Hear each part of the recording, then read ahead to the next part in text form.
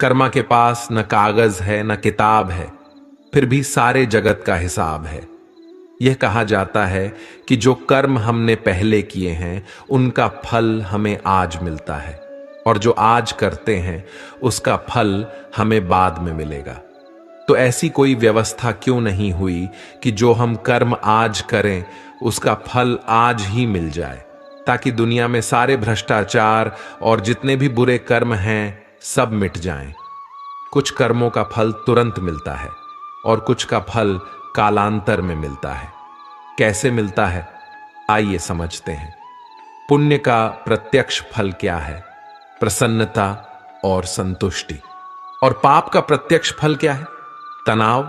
पुण्य किया, प्रसन्नता आई, संतोष मिला। पाप किया, टेंशन आई, संताप मिला, एकदम तुरंत।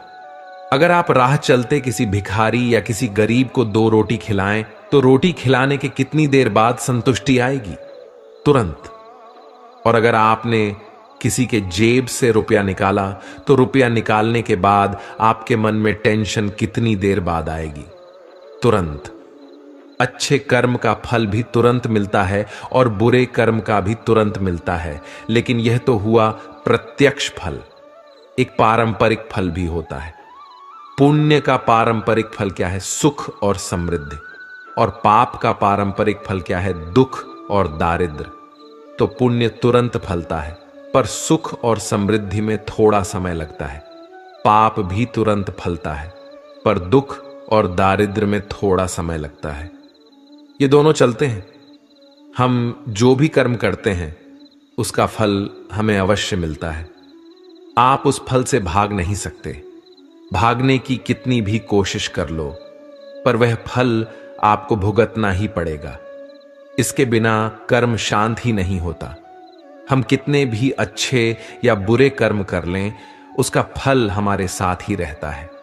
चाहे वह हमें देर से ही मिले, लेकिन मिलता जरूर है। हम बुरे कर्म को छुपाने के लिए दुनिया की कोर्ट से तो बच सकते हैं, लेकिन कुदरत की कोर्ट से कैसे बचोगे? कई साल पहले की बात है। एक शहर में एक जज रहते थे। वे नागर ब्राह्मण कुल के थे और वे खुद भी कठोर वेदांती और कर्म के कानून के अभ्यासी थे। एक बार जज सुबह टहलने के लिए निकले थे। तब उन्होंने देखा कि एक व्यक्ति भाग रहा था और उसके पीछे भागते हुए व्यक्ति ने पीछे से एक खंजर उसके शरीर में मार दिया। उसने तब तक वार किए जब तक वह मर नहीं गया। यह घटना जज साहब ने अपनी आंखों से देखी। खूनी भाग गया था। उस खूनी को जज साहब ने ठीक तरह से देखा था। फिर जज साहब घर गए, लेकिन यह बात उन्होंने किसी को नहीं बताई, क्योंकि हत्या का केस आखिर में उनके कोर्ट में ही तो आने वाला था। फिर पुलिस की पूछताछ शुरू हुई। 6 महीने में पुलिस की संपूर्ण जांच पूरी हुई।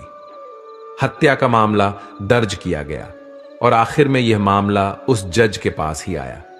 लेकिन उन्होंने देखा कि आरोपी कोई और था। उन्होंने उस दिन जिस खूनी को देखा था वह यह नहीं था। फिर मुकदमा शुरू हुआ। उस व्यक्ति को ही खूनी साबित करने के ठोस सबूत मिले। जज साहब जानते थे कि यह व्यक्ति बेकसूर है, लेकिन जज को सबूतों के आधार पर ही फैसला देना होता है। न्यायाधीश अपने व्यक्तिगत आधार पर किसी को बेकसूर नहीं कह सकते। इसलिए उस निर्दोष प्रतिवादी को सबूतों के आधार पर खूनी करार दिया गया। लेकिन जज साहब एक वेदांती और कुदरत के कर्म के नियम के पक्के अभ्यासी थे। उन्हें पता था कि असली खूनी घूम रहा है और एक निर्दोष को सजा हो रही है। इसलिए उन्होंने फांसी की सजा सुनाने से पहले उस निर्दोष को अपने चैम्बर में बुलाया। जज साहब के पास जाते ही वह निर्दोष प्रतिवादी रो पड़ा और कहने लगा, मैं निर्दोष हूं, मैंने खून नहीं किया है। पुलिस ने असली खूनी को पकड़ नहीं पाया, तो उन्होंने मेरे पुराने गुनाहों के आधार पर मुझे पकड़ लिया और मेरे खिलाफ सबूत खड़े करके मुझे कोर्ट में खूनी साबित किया गया है। तब जज साहब ने कहा, यह हकीकत मैं जानता हूं, तुम बेकसूर हो, मैंने असली खूनी को अपनी आंखों से देखा था, लेकिन मैं इस मामले को कानूनी रूप से साबित नहीं कर सकता, क्योंकि कानून सबूतों पर आधारित होता है। सबूत पूरी तरह से तुम्हारे खिलाफ है, इसलिए मैं तुम्हें कानूनी तौर पर खूनी साबित करके फांसी की सजा सुनाने वाला हूं। लेकिन कुदरत के नियम में कहीं कोई गलती तो नहीं हो रही है। इस बात को सुनिश्चित करने के लिए मैं तुम्हें अकेले में एक सवाल पूछता हूं, इसका सही जवाब देना। मेरा सवाल यह है कि क्या तुमने भूतकाल में किसी का खून या उतना ही बड़ा कोई अपराध किया है? झूठे आरोपों में फंसे व्यक्ति ने अपना सिर झुकाकर कहा, मैंने भूतकाल में 2 हत्याएं की थीं, लेकिन उस समय मैंने पुलिस वालों को बहुत सारे पैसे दिए थे, इसीलिए मैं निर्दोष साबित होकर छूट गया था। लेकिन इस केस में मैं सच में बेकसूर हूं, फिर भी सजा मिल रही है।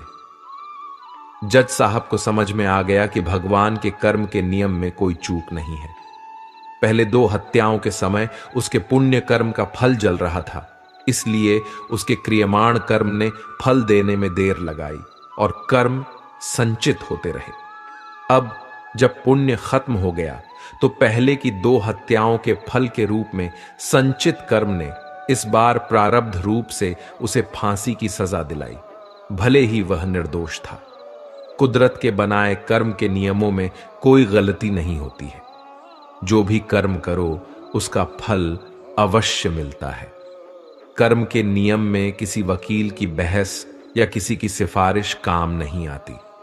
जब तक हमारे पुण्य कर्म का फल हमारे साथ है, तब तक सब ठीक है। लेकिन जो गलत या दुष्ट कर्म करते हैं, वे समय आने पर ही अपना फल देते हैं। इसलिए कर्म करने से पहले हमें सोच लेना चाहिए। कर्म हो जाने के बाद उसके फल से भागना व्यर्थ है। जो भी कर्म करते हैं उसके फल को भुगतने के लिए तैयार रहना चाहिए। कई कर्म ऐसे होते हैं जिन्हें हंसते हंसते किया हो, लेकिन उनका फल रोते रोते भुगतना पड़ता है। दुर्योधन ने एक अबला स्त्री को दिखाकर अपनी जंघा ठोकी थी, तो उसकी जंघा तोड़ी गई। दुशासन ने अपनी छाती ठोकी तो उसकी छाती फाड़ दी गई। महारथी कर्ण ने एक असहाय स्त्री के अपमान का समर्थन किया तो श्री कृष्ण ने उसे असहाय अवस्था में ही मारा। भीष्म ने प्रतिज्ञा में बंधकर एक स्त्री के अपमान को देखने और सहने का पाप किया तो असंख्य तीरों में बंधकर अपने पूरे कुल को एक एक कर मरते हुए भी देखा। भारत का कोई बुजुर्ग अपने सामने अपने बच्चों को मरते देखना नहीं चाहेगा, पर भीष्म अपने सामने 4 पीढ़ियों को मरते देखते रहे। जब तक सब देख नहीं लिया तब तक मर भी न सके। यही उनका दंड था। धृतराष्ट्र का दोष था पुत्र मोह, और इसके कारण उन्हें 100 पुत्रों के शवों को कंधा देने का दंड मिला। 100 हाथियों के बराबर बल वाला धृतराष्ट्र सिवाय रोने के और कुछ नहीं कर सका। दंड केवल कौरव दल को ही नहीं मिला था, बल्कि पांडवों को भी मिला था। द्रौपदी ने वरमाला अर्जुन के गले में डाली थी, इसलिए उनकी रक्षा का दायित्व सबसे अधिक अर्जुन पर था। यदि अर्जुन चुपचाप उनका अपमान देखते रहे तो सबसे कठोर दंड भी उन्हीं को मिला। अर्जुन पितामह भीष्म को सबसे अधिक प्रेम करते थे, इसलिए कृष्ण ने उन्हीं के हाथों पितामह को निर्मम मृत्यु दिलाई। अर्जुन रोते रहे पर तीर चलाते रहे। क्या लगता है, अपने ही हाथों अपने अभिभावक भाइयों की हत्या करने की ग्लानि से अर्जुन कभी मुक्त हुए होंगे क्या? नहीं, वे जीवन भर तड़पे होंगे। यही उनका दंड था। युधिष्ठिर ने स्त्री को दांव पर लगाया तो उन्हें भी दंड मिला। कठिन से कठिन परिस्थितियों में भी सत्य और धर्म का साथ नहीं छोड़ने वाले युधिष्ठिर ने युद्ध भूमि में झूठ बोला और उसी झूठ के कारण उनके गुरु की हत्या हुई। यह एक झूठ उनके सारे सत्यों पर भारी रहा। धर्मराज के लिए इससे बड़ा दंड क्या होगा? दुर्योधन को गदा युद्ध सिखाया था। स्वयं बलराम ने एक अधर्मी को गदा युद्ध की शिक्षा देने का दंड भी पाया। उनके सामने उनके प्रिय दुर्योधन का वध हुआ और वे चाहकर भी कुछ नहीं कर सके। उस युग में दो योद्धा ऐसे थे जो अकेले सबको दंड दे सकते थे, कृष्ण और महात्मा बर्बरीक पर। कृष्ण ने ऐसे कुकर्मियों के विरुद्ध शस्त्र उठाने से इनकार कर दिया और बर्बरीक को युद्ध में उतरने से रोक दिया। लोग पूछते हैं कि बर्बरीक का वध क्यों हुआ। यदि बर्बरीक का वध नहीं हुआ होता तो द्रौपदी के अपराधियों को यथोचित दंड नहीं मिल पाता। कृष्ण युद्ध भूमि में विजय और पराजय तय करने के लिए नहीं उतरे थे। कृष्ण इन अपराधियों को दंड दिलाने के लिए ही कुरुक्षेत्र में उतरे थे। कुछ लोगों ने कर्ण का बड़ा महिमा मंडन किया है, पर सुनिए, कर्ण कितना भी बड़ा योद्धा क्यों न रहा हो, कितना भी बड़ा दानी क्यों न रहा हो, एक स्त्री के वस्त्र हरण में सहयोग का पाप इतना बड़ा है कि उसके समक्ष सारे पुण्य छोटे पड़ जाएंगे। स्त्री कोई वस्तु नहीं है कि उसे दांव पर लगाया जाए। कृष्ण के युग में दो स्त्रियों को बालों से पकड़कर घसीटा गया। देवकी के बाल कंस ने पकड़े और द्रौपदी के बाल दुशासन ने। श्री कृष्ण ने स्वयं दोनों के अपराधियों का समूल नाश किया। किसी स्त्री के अपमान का दंड अपराधी के समूल नाश से ही पूरा होता है, भले ही वह अपराधी विश्व का सबसे शक्तिशाली व्यक्ति ही क्यों ना हो। इंसान चाहे कलयुग में हो चाहे सतयुग में, उसे अपने कर्मों का हिसाब किताब तो देना ही पड़ता है। जिसने जैसे कर्म संसार में किए हैं उन्हीं के अनुसार उसे अपने कर्मों का फल भोगना भी पड़ेगा। यही संसार का नियम है। एक राजा बड़ा धर्मात्मा, न्यायकारी और परमेश्वर का भक्त था। उसने ठाकुर जी का मंदिर बनवाया और एक ब्राह्मण को उसका पुजारी नियुक्त किया। वह ब्राह्मण बड़ा सदाचारी, धर्मात्मा और संतोषी था। वह राजा से कभी कोई याचना नहीं करता था और राजा भी उसके स्वभाव से बहुत प्रसन्न था। उसे राजा के मंदिर में पूजा करते हुए 20 वर्ष बीत गए। उसने कभी भी राजा से किसी प्रकार का कोई प्रश्न नहीं किया। राजा के यहां एक पुत्र पैदा हुआ। राजा ने उसे पढ़ा लिखा कर विद्वान बनाया और बड़ा होने पर उसकी शादी एक सुंदर राजकन्या से करा दी।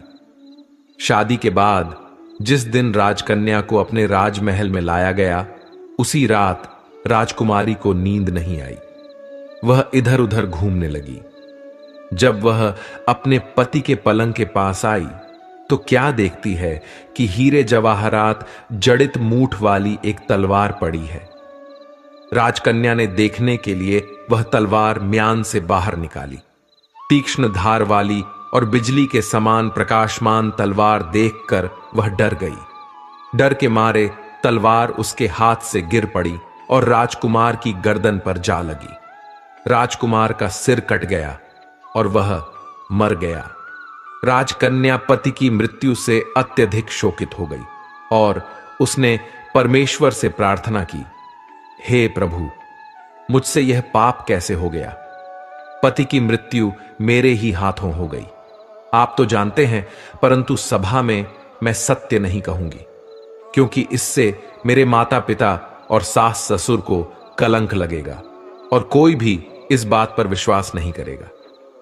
प्रातःकाल जब पुजारी स्नान के लिए कुएं पर आया तो राजकन्या ने उसे देखकर विलाप करना शुरू कर दिया और कहने लगी, मेरे पति को कोई मार गया। लोग इकट्ठे हो गए और राजा साहब आकर पूछने लगे, किसने मारा है? वह कहने लगी, मैं जानती तो नहीं कि कौन था, परंतु उसे ठाकुर जी के मंदिर में जाते देखा था।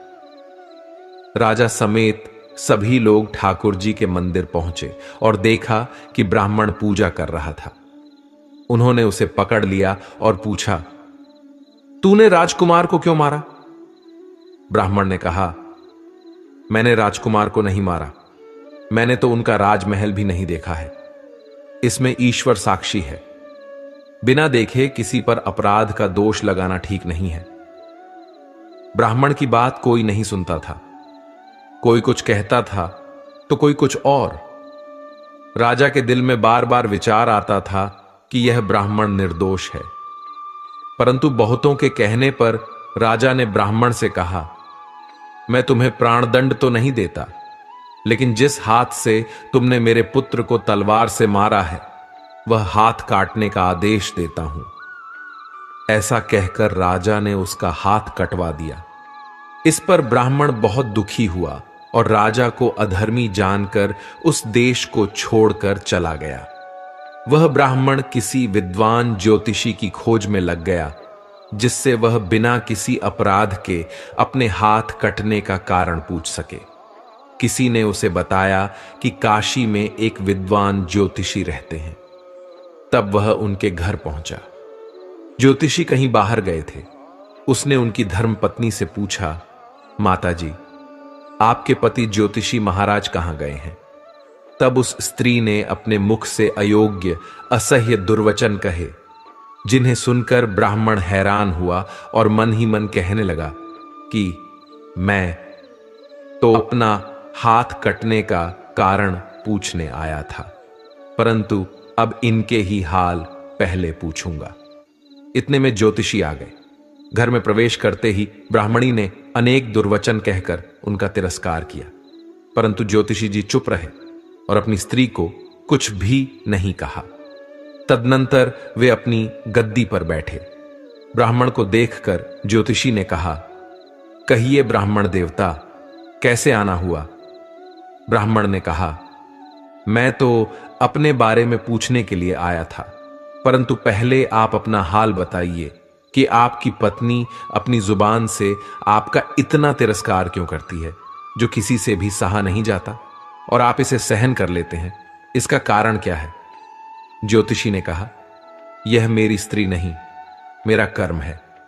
दुनिया में जिसे भी देखते हो, भाई, पुत्र, शिष्य, पिता, गुरु संबंधी, जो कुछ भी है, सब अपना कर्म ही है। यह स्त्री नहीं, मेरा किया हुआ कर्म ही है, और यह भोगे बिना नहीं कटेगा। अपना किया हुआ जो भी शुभ अशुभ कर्म है वह अवश्य ही भोगना पड़ेगा। बिना भोगे तो सैकड़ों करोड़ों कल्पों के गुजरने पर भी कर्म नहीं टल सकता। इसलिए मैं अपने कर्म खुशी से भोग रहा हूं और अपनी स्त्री की ताड़ना भी नहीं करता, ताकि आगे इस कर्म का फल न भोगना पड़े। महाराज, आपने क्या कर्म किया था? सुनिए, पूर्व जन्म में मैं कौवा था और मेरी स्त्री घड़ी थी। इसकी पीठ पर फोड़ा था। फोड़े की पीड़ा से वह बहुत दुखी थी और कमजोर भी हो गई थी। मेरा स्वभाव बड़ा दुष्ट था, इसलिए मैं उसके फोड़े में चोंच मारकर उसे और ज्यादा दुखी करता था। जब दर्द के कारण वह कूदती थी तो उसकी फजीहत देखकर मैं खुश होता था। मेरे डर के कारण वह सहसा बाहर नहीं निकलती थी, किंतु मैं उसे ढूंढता फिरता था। वह जहां मिलती वहीं उसे दुखी करता था। आखिर मेरे द्वारा बहुत सताए जाने पर त्रस्त होकर वह गांव से 10-12 मील दूर जंगल में चली गई। वहां गंगा जी के किनारे सघन वन में हरी हरी घास खाकर और मेरी चोटों से बचकर सुखपूर्वक रहने लगी। लेकिन मैं उसके बिना नहीं रह सकता था। उसे ढूंढते ढूंढते मैं उसी वन में जा पहुंचा और वहां उसे देखते ही मैंने उसकी पीठ पर जोर से चोंच मारी।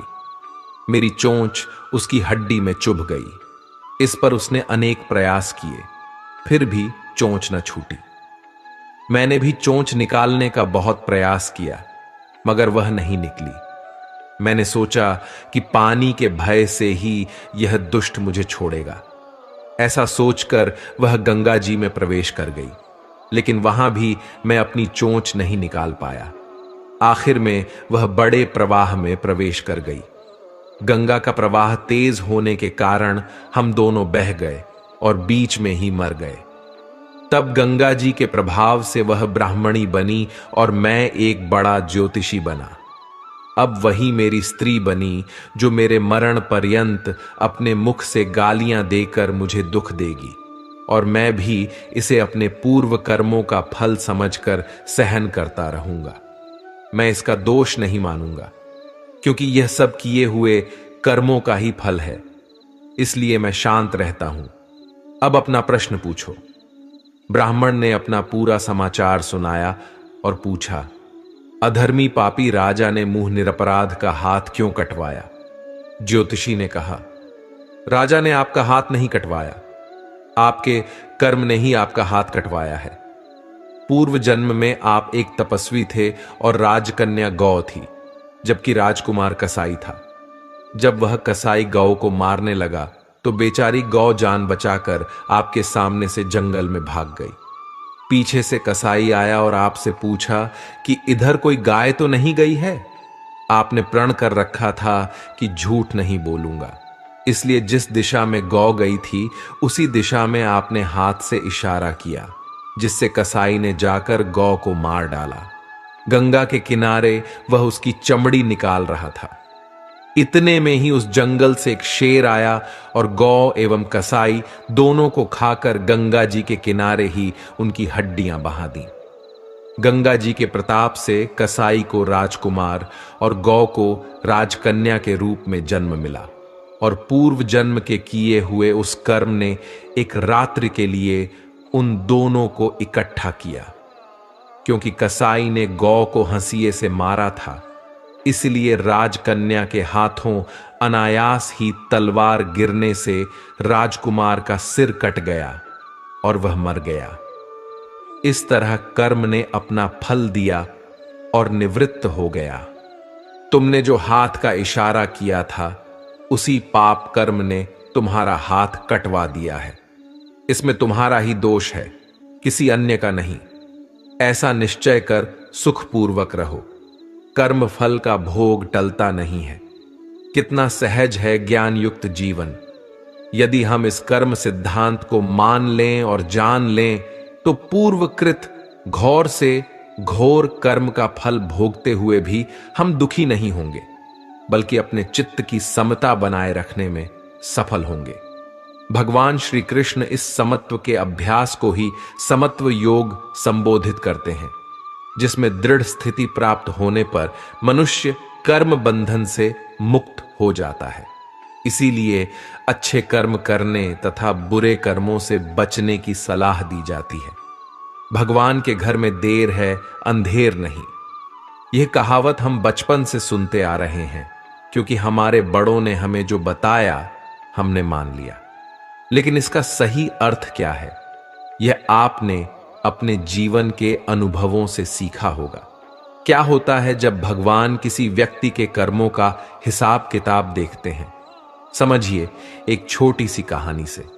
दो व्यक्ति मरने के बाद भगवान की अदालत में पहुंचे, जहां उनके कर्मों का हिसाब किताब होना था। भगवान ने चित्रगुप्त से कहा, मृत्युलोक से इन दोनों व्यक्तियों के हिसाब किताब के चौपड़े लेकर आओ। दोनों व्यक्तियों के हिसाब के चौपड़े लाए गए। देखने पर मालूम हुआ कि जो व्यक्ति अब बेईमान है वह पहले बहुत ही ईमानदार हुआ करता था। उसने इतने अच्छे कर्म किए थे, इतनी ईमानदारी रखी थी कि उसे बहुत बड़ा भाग्य प्राप्त होना था। लेकिन उसके भाग्य प्राप्ति से पहले अंतिम परीक्षा आई। उस परीक्षा के आने पर उसने अपना धीरज खो दिया और वहां से उसने अपने जीवन का रास्ता बदल दिया और बेईमानी वाला जीवन अपना लिया। अब जो भाग्य उसे मिलने वाला था वह कम होते होते इतना कम रह गया कि उसे सिर्फ एक बटुआ मिला, जिसमें केवल 1000 रुपए थे। देखा जाए तो वैसे उसके नसीब में क्या था? बेईमानी का रास्ता अपनाने से उसका प्रारब्ध प्रभावित हो गया। इसीलिए भगवान चाहकर भी उसे कुछ अधिक नहीं दे सकते थे, क्योंकि विधि के विधान के आगे भगवान भी विवश हैं। अब बारी आई दूसरे व्यक्ति की, जो बेहद ईमानदार था। जब उसका हिसाब निकाला गया तो देखा गया कि वह पहले बहुत ही बेईमान था। उसकी बेईमानी के कारण उसे बहुत कड़ी सजा होने वाली थी। लेकिन सजा प्राप्त करने से पहले उसे जीवन में सुधरने का अंतिम मौका मिला। उसने वह मौका ले लिया और ईमानदारी वाली जीवन शैली को अपनाते हुए खुद को सुधार लिया, जिससे उसकी सारी सजा क्षीण हो गई। सिर्फ एक कांटे के चुभने जितना ही रह गया था। उसे जो कांटा चुभा वह उसकी ईमानदारी का फल नहीं था, बल्कि उसके पिछले बेईमानी भरे जीवन की कुछ शेष सजा थी। भगवान हर बुरे व्यक्ति को सुधारने का मौका देता है और हर अच्छे व्यक्ति की अच्छाई की परीक्षा भी लेता है। संसार में आज कई लोग कहते हैं कि बेईमानी से जीवन जियो तो मौज करोगे, लेकिन यह मौज थोड़े समय की होती है, क्योंकि जैसे ही पुण्य का फल क्षीण हो जाता है, उसके बाद जो भोगना पड़ता है वह बेहद कठिन होता है। किस कर्म का फल कब और कैसे भोगना होगा, यह परमेश्वर की शक्तियां निष्पक्ष रूप से तय करती हैं। जहां तक मनुष्य का संबंध है, उसके बस में तो केवल कर्म करना ही है। कर्म का फल उसके बस में नहीं होता। मनुष्य योनि में उत्पन्न हुए जीवों द्वारा अपने जीवन काल में किए गए सभी शारीरिक, वाचिक एवं मानसिक कर्मों का फल विभिन्न शक्तियां प्रकृति के अचूक नियमों के अनुसार देती हैं। कुछ कर्मों का फल तुरंत मिल जाता है और कुछ का अगले जन्मों में। हर तथाकथित अच्छे या बुरे कर्म का फल मिलता ही है। बुरे कर्म का बुरा फल अच्छे कर्म के अच्छे फल को बेअसर नहीं करता। केवल मनुष्य योनि ही जीव की कर्म भूमि है। मनुष्य योनि भोग भूमि भी है, लेकिन अन्य योनियां केवल भोग भूमि है, जहां जीव अपनी पिछली मनुष्य योनि में किए गए तथाकथित अच्छे और बुरे कर्मों का फल सुख और दुख के रूप में भोगता है। इन योनियों में जीव के नए कर्म नहीं जुड़ते, केवल पिछले कर्म कटते हैं।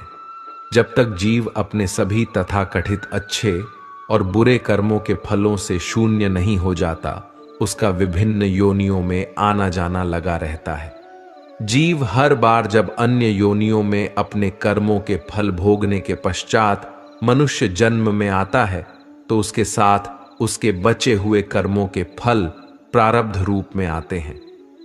प्रारब्ध के अनुसार ही उसे साधारण, मध्यम या उच्च स्तरीय परिवार, परिजन एवं सामाजिक वातावरण मिलता है और उसके जीवन में कभी सुखदायी तो कभी दुखदायी परिस्थितियां उत्पन्न होती हैं। इन परिस्थितियों को यदि वह अपनी बुद्धि से अपने अनुकूल बनाने में कामयाब हो जाता है, तो इसे ही अपने कर्मों के द्वारा प्रारब्ध को बदलना या सुधारना कहते हैं।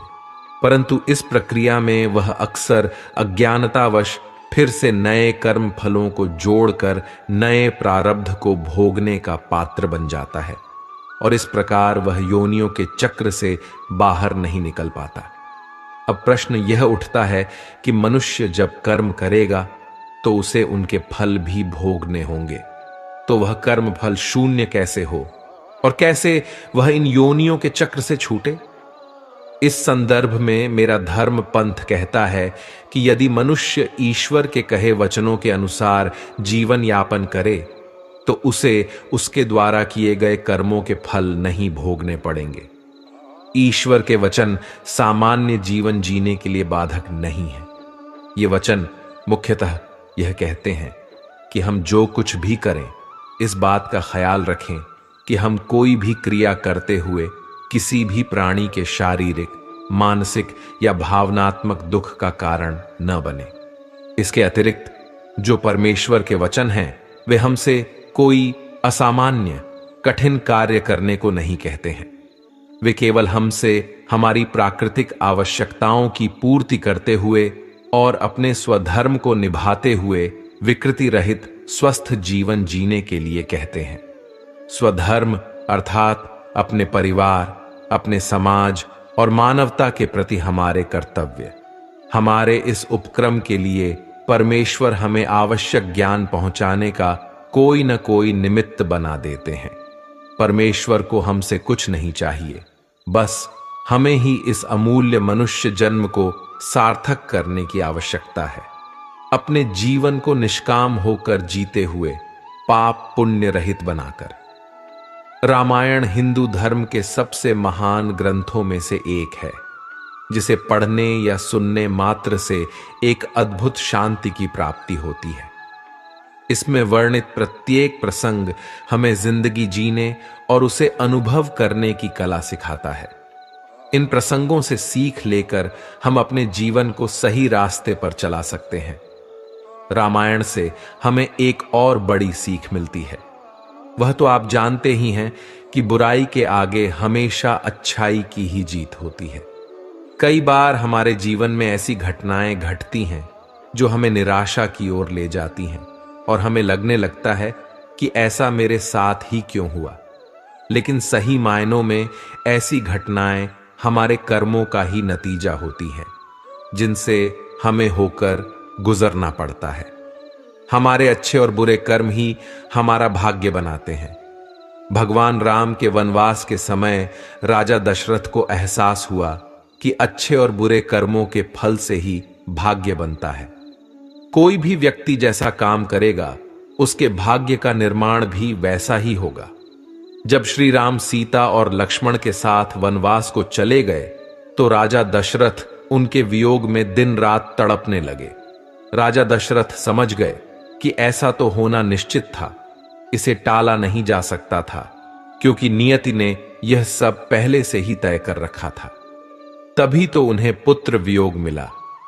पुत्र राम के चले जाने के बाद उन्हें अपनी गलतियों पर पश्चाताप होने लगा, और एक दिन जब वे महारानी कौशल्या के साथ थे तो वे पुत्र राम को याद करके दुख और पुत्र वियोग की पीड़ा में घिर गए।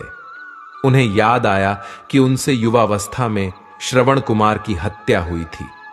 उनके हाथों बूढ़े और अंधे मां बाप का इकलौता सहारा छिन गया था। श्रवण के प्राण जाने के बाद उसके मां बाप ने भी कैसे तड़प तड़प कर अपने प्राण त्याग दिए थे। मरते वक्त उनके मुंह से एक ही आवाज आ रही थी कि हे राजा दशरथ, जैसे हम अपने पुत्र के वियोग में तड़प तड़प कर मर रहे हैं, ईश्वर करे एक दिन तू भी अपने पुत्र के वियोग में ऐसे ही तड़पे। इसलिए आज यह उसी श्राप का परिणाम है जो उनके सामने आया है। पुत्र वियोग का असहनीय दुख आज समझ आया कि यह क्या होता है। मानव अपने कर्मों का स्वयं निर्धारक होता है। मानव द्वारा किए गए कर्म उसके जीवन की दिशा और दशा निर्धारित करते हैं। अच्छे कर्मों का परिणाम अच्छा और बुरे कर्मों का परिणाम बुरा ही होता है। मानव अपने जीवन काल में अनेकों परिस्थितियों को देखता है तो हम यह कह सकते हैं कि मानव को अपने कर्मों का परिणाम अथवा फल इसी पृथ्वी में रहकर मिल जाता है। इसलिए हमें सदैव अच्छे कर्म ही करने चाहिए। कर्मों का फल भगवान ही देता है और जन्म से लेकर मृत्यु तक इसका फल इसी धरती लोक में मिलता है। कहीं जाने की जरूरत नहीं पड़ती है। यदि हम अच्छे कर्म करते हैं तो उसका फल अच्छा ही मिलता है। जैसे कि हम किसी व्यक्ति के साथ अच्छा व्यवहार करते हैं तो उसका फल हमें अच्छा ही मिलता है। यदि हम किसी के साथ बुरा करते हैं तो उसका फल भी हमें बुरा ही मिलेगा।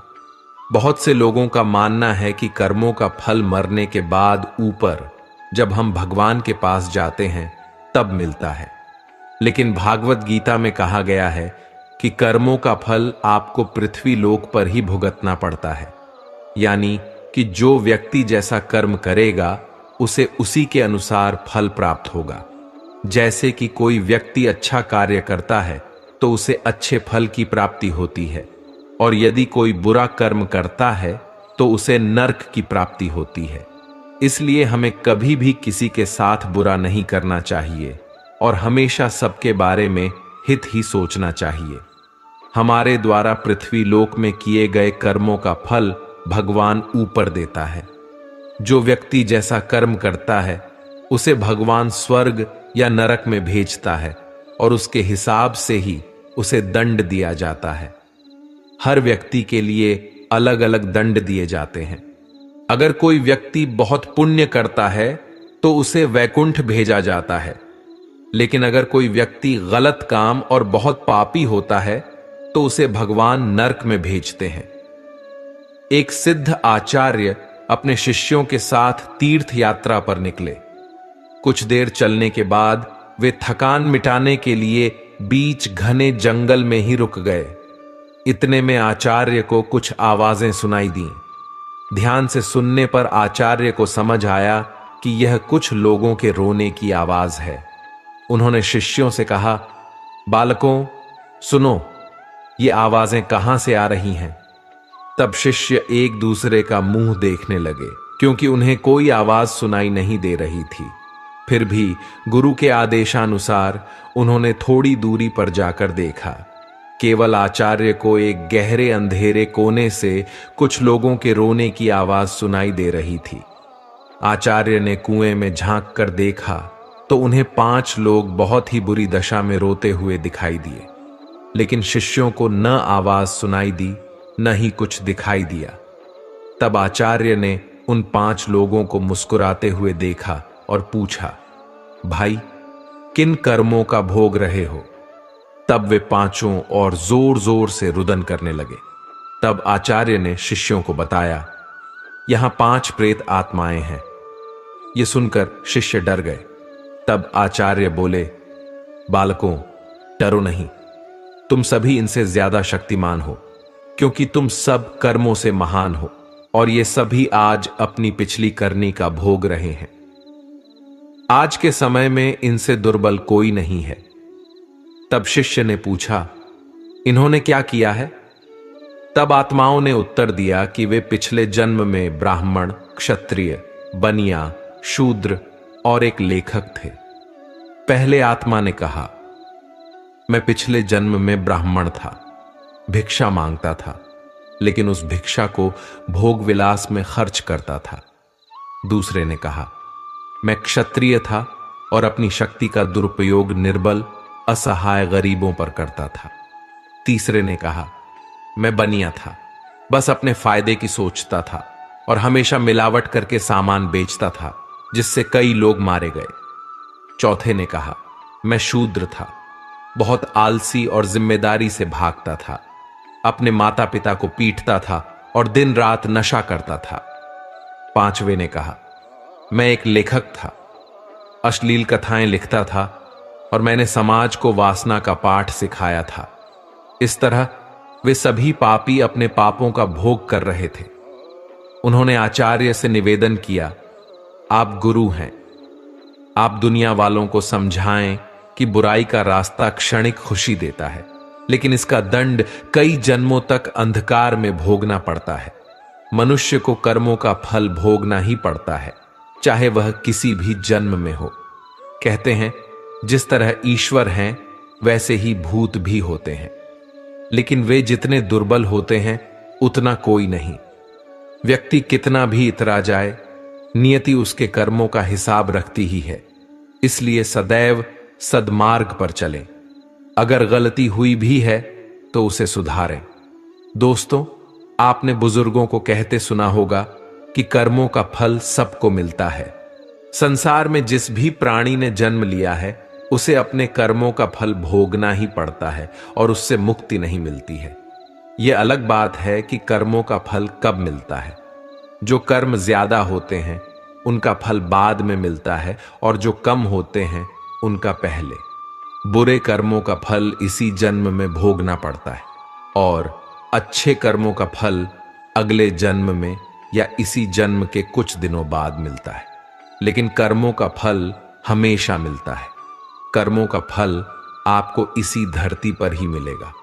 आज नहीं तो कल आपको अपने कर्मों का फल भुगतना ही पड़ेगा।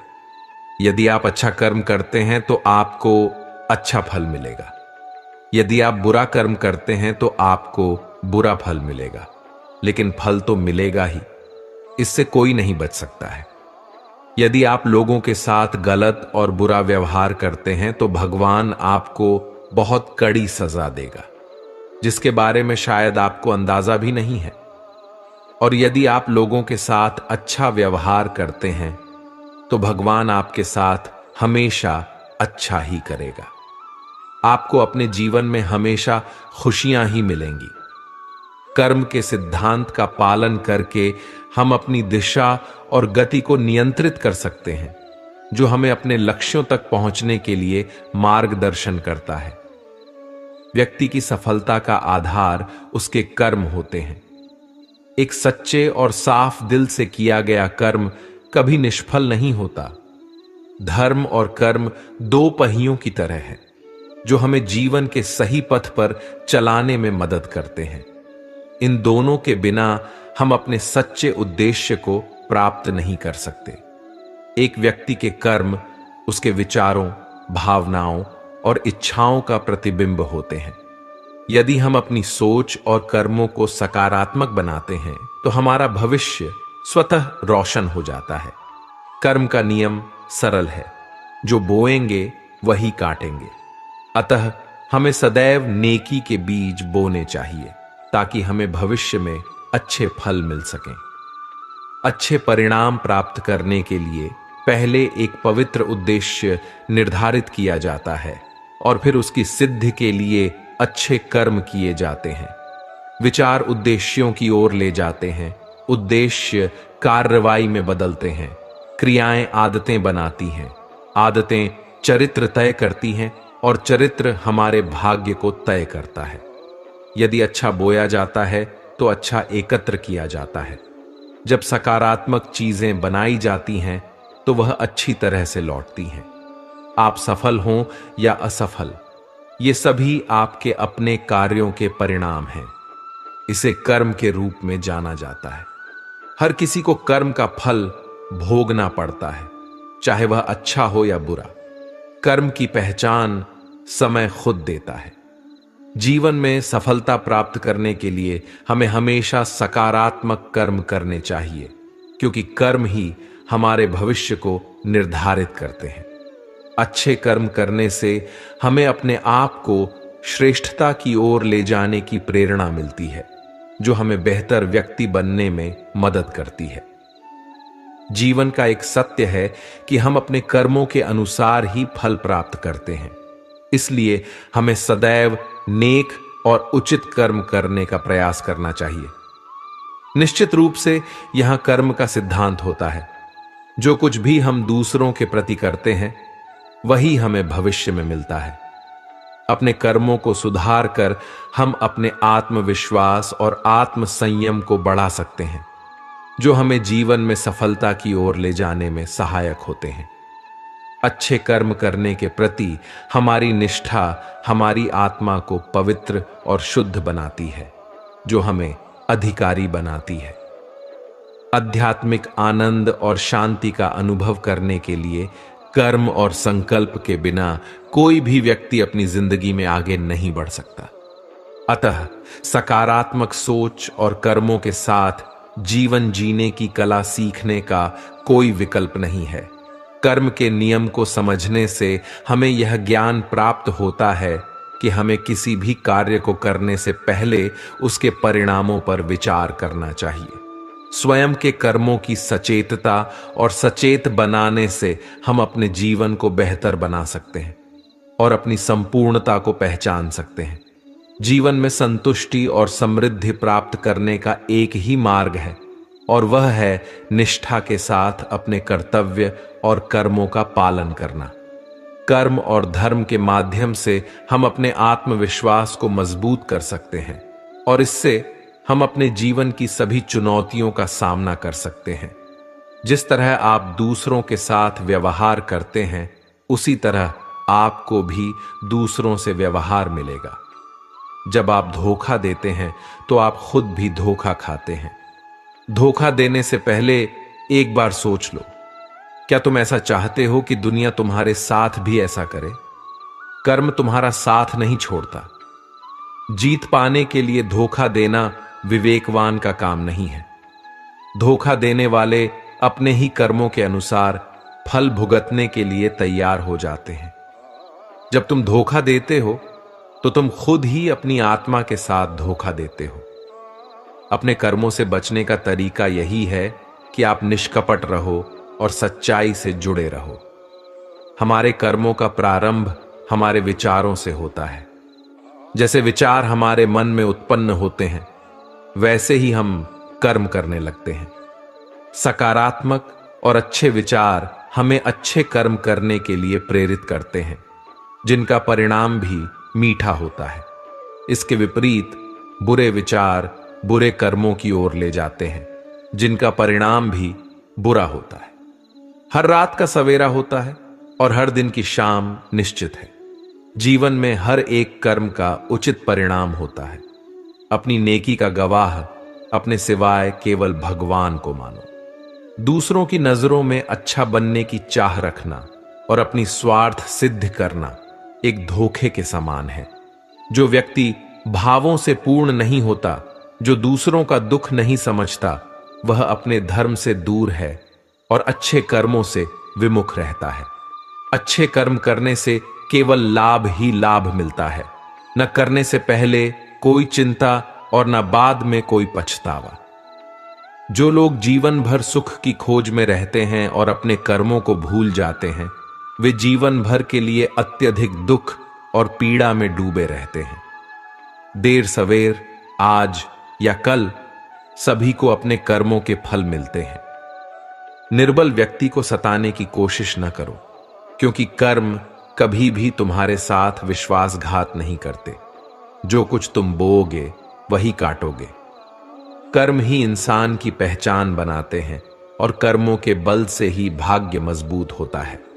अच्छे कर्म सुख की कुंजी होते हैं, जबकि बुरे कर्म अपार दुखों की खान बन जाते हैं। इस संसार में सब कुछ अस्थाई है। यह तन, मन, मोह और माया सब अस्थाई हैं। केवल तुम्हारे कर्म ही सच्चे हैं, जो तुम्हें तुम्हारे असली स्वरूप से मिलवाते हैं। कर्म की गठरी हल्की हो या भारी, यह सब तुम्हारी मर्जी पर निर्भर करता है। परहित करने से मन हल्का होता है और सांसारिक दुखों से मुक्ति मिलती है। अच्छे और नेक कर्म करो, बिना किसी गवाही की चिंता की। समय आने पर हर कर्म का फल खुद बोलता है। कर्म करते चलो, ये मानकर कि नतीजा अच्छा ही होगा। सांसारिक मोह माया दुखों का एकमात्र कारण है। जिस क्षण यह सत्य जान लिया जाता है, सभी चिंताएं स्वतः ही समाप्त हो जाती हैं। जैसे समुद्र सभी नदियों को समाहित कर लेता है और उन्हें एक समान बना देता है, वैसे ही हमें भी अपनी हस्ती को समुद्र जैसी बनानी चाहिए। हर किसी को अपने अंदर समाहित कर लो। जो खुशी से किसी के मुख पर मुस्कान लाता है, किसी को अपनी खुशी सौंपता है, उसके लिए भगवान उसके खाते में सुख समृद्धि भरते हैं। प्रेम में इतनी शक्ति है कि स्वयं भगवान भी खींचे चले आते हैं। शबरी के झूठे बैरों को प्रभु चाव से खाते हैं। नारायणी सेना दुर्योधन को दे दी जाती है, जबकि माधव स्वयं पांडवों के सारथी बन जाते हैं। यदि बनना है तो सच्चा सहारा बनो। जो दूसरों का बुरा करते हैं, उनका भी बुरा होता है। कर्म चक्र कभी भी थमता नहीं है। जो कुछ बोओगे वही काटोगे। दूसरों का बुरा चाहने वाले अपने लिए भी बुरा चाहते हैं। अपना समय यह सोचकर बर्बाद न करो कि दूसरों ने तुम्हारे साथ क्या बुरा किया है। कर्मा को अपना जवाब देने दो। किसी को भगवान का डर है, जबकि किसी को भगवान पर भरोसा है। किनारे पर बैठकर भी वे डरते हैं, जिनके हृदय बुरे भावों से भरे होते हैं।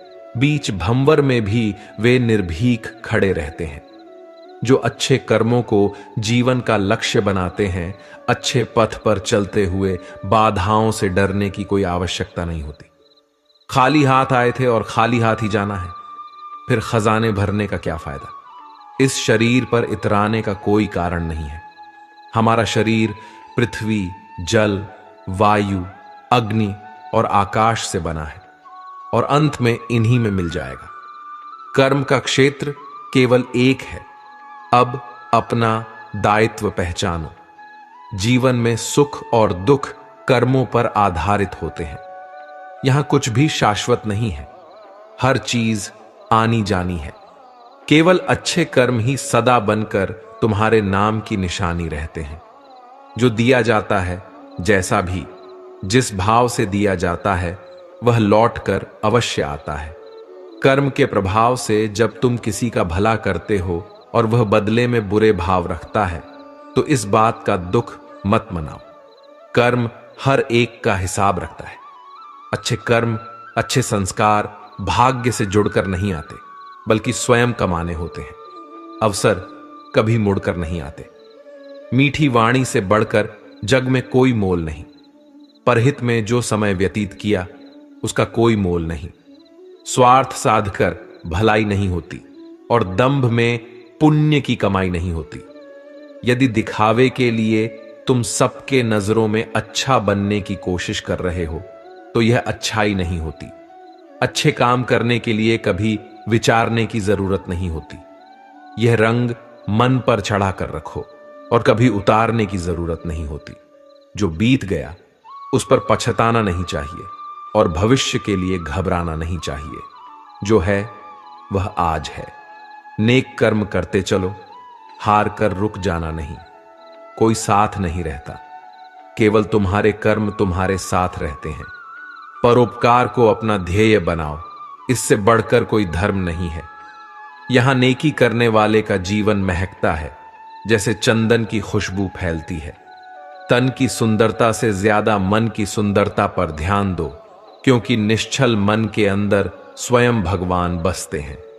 विशाल रूप में खड़ी बुराई से लड़ने के लिए कौरव सेना से पराजय भी निश्चित हो, फिर भी अच्छाई के संग जब स्वयं केशव सारथी बनकर साथ होते हैं तो जीत निश्चित होती है।